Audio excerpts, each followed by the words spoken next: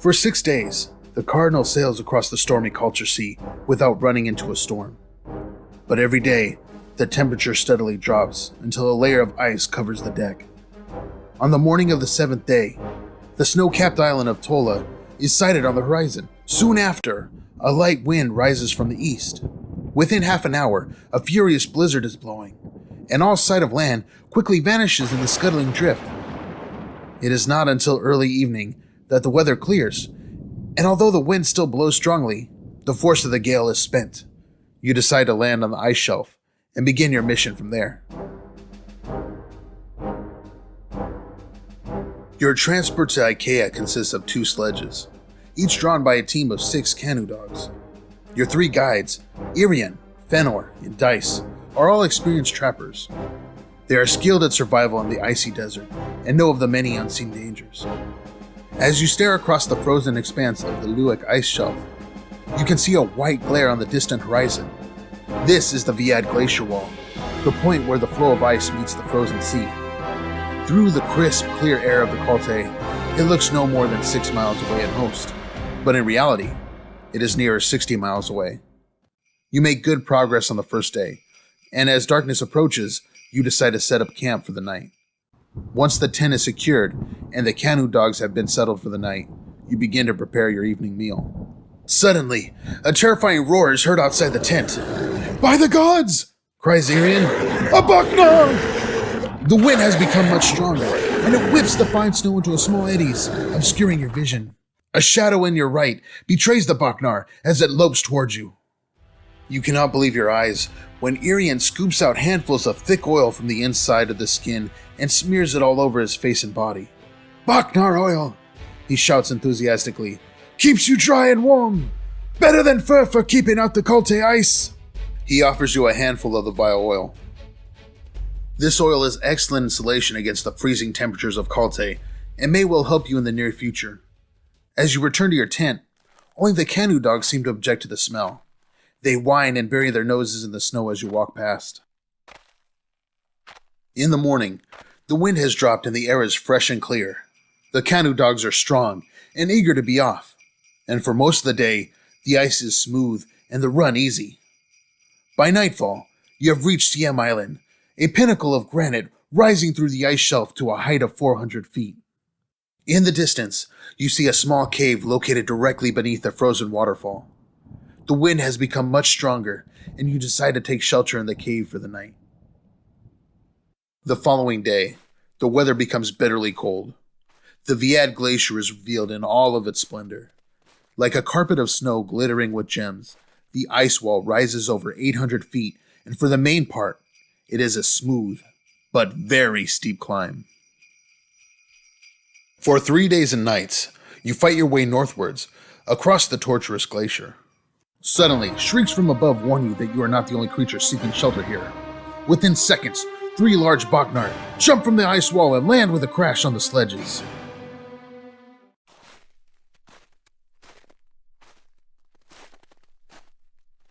You reach the edge of a deep gorge. It is over 40 feet wide, and there appears to be no way of crossing it.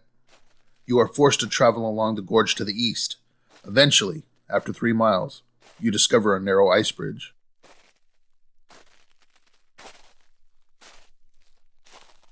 The ice barbarians are equipped with skis, and they have small poles attached to their fur-clad backs, from which strange blue flags flutter. "Convoy scouts," says Irian, shielding his eyes from the glare of the snow. Each scout is carrying a large backpack containing a small child. These children are armed with small bone bows, and they fire a constant stream of arrows as their fathers ski nearer and nearer. The ice barbarians of Kalte are a fierce and warlike race of nomads. For thousands of years they have traveled this icy wasteland, trapping furs and herding mammoths.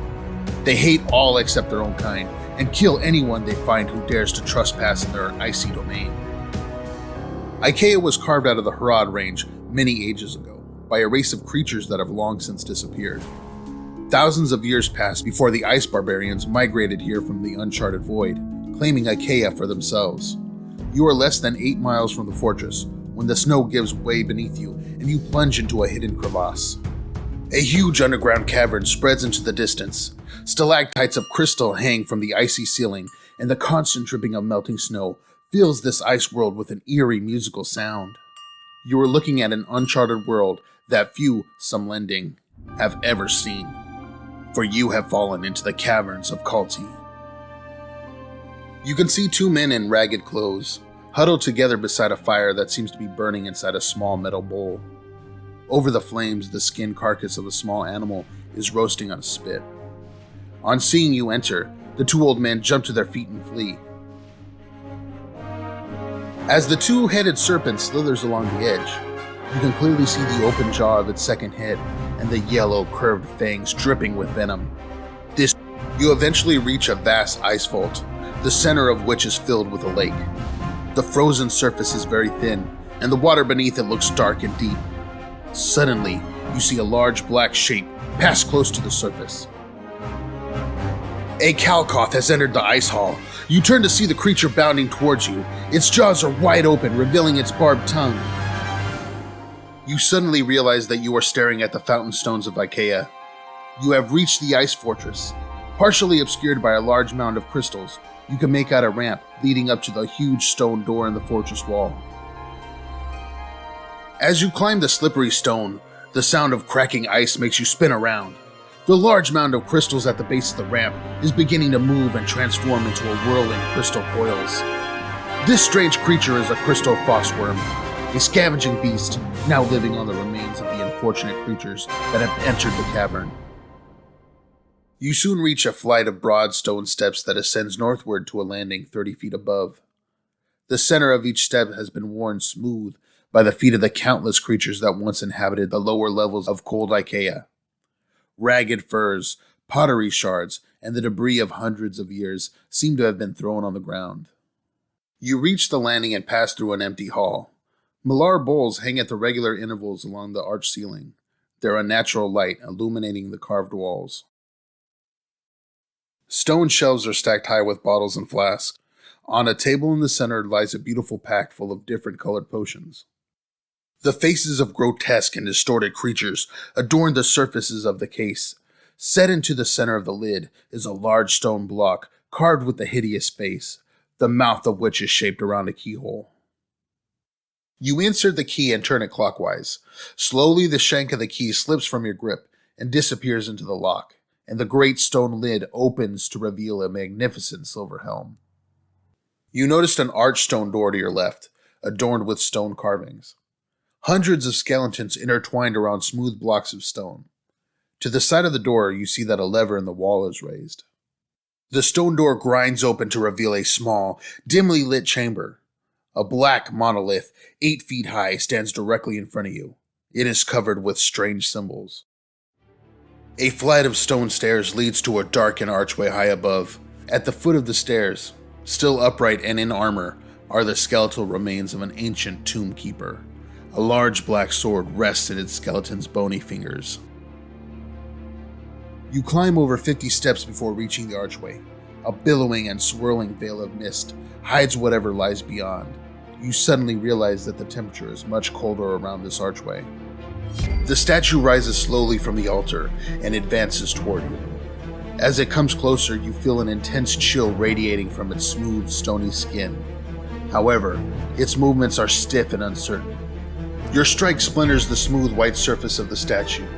A freezing blast of wind hisses from the crack, and within seconds, a film of glistening ice covers every inch of the chamber. To your mounting horror, you see that the wind is taking the shape of a small cyclone. You have released an ice demon, and it is intent on your destruction. The cyclone continues to howl, but while you carry the fire sphere, it will not advance toward the altar. A secret compartment slides open at the base of the left altar staff. Inside, you discover a small statuette, a stone effigy of a strange tentacled creature. A hidden panel opens, and inside you discover a beautiful glowing crystal. It is warm to the touch. You slip it in your pocket, then you leave the temple. The ice barbarian mutants seem to be controlled by a hideous creature lurking in the shadows of a distant doorway. This monster resembles an abnormally large human head with 2 feet protruding beneath. It has no torso or limbs, but has a long reptilian tail with which to maintain its balance. Peering through the spy hole, you see a strange sight. A man in a dark robe is kneeling in the center of a pinnacle chalked on the floor of the chamber. His head is bowed, and he seems to be in a trance. You tell Kumar of your mission, and of all the events that have led to your meeting. He offers to show you a route through Ikea to the Hall of the Brulomark, where Vanatar now resides as ruler. And if you can retrieve his guild staff, he promises to teleport you to the coast in time to rendezvous with your ship. These are from the trading post of Ludic, says Kumar, peering closely at the labeled jars, several of which he crams into his pockets. Opening 2 herb jars, he mixes the contents and offers them to you. The Hall of Brulomark is a vast chamber constructed of crystal blocks, rising to a throne as old as Ikea itself. Who dares disturb me? Hisses Vanatar, rising from the Brulomark throne. Then, from the depths of the moat, you hear a ghastly, inhumane gibbering. From out of the dark slithers a huge, ghoulish green monster. Vanatar has control over this monster, and he is directing it towards you. You are halfway across the bridge when Vanatar suddenly reappears, a crystal rod held high in his hand. A chilling cone of frost hurtles from the rod's tip. Your time has come! Shouts a voice, but it is Kumar, and not Vanatar who now speaks. In an instant, the hunchback wizard is engulfed in a tangle of vines that ensnare him from head to toe. Your journey to Anskaven is swift, but you are saddened by the memories of the brave guides that were left behind. Your arrival in the port is greeted by an anxious crowd. When the news of Vanatar's capture became known, your warrior skills are required once again, this time in the defense of your enemy against the seething mob. Safe passage is eventually secured to Toran, where the trial awaits the traitor. You are the avenger of his crimes, and it is you who cast the wretched traitor into the dungeon of Dazyarn in the deepest chamber of the guild hall. Your mission is now completed. You have survived the caverns of Kalte and freed Summerland from the menace of Vanatar.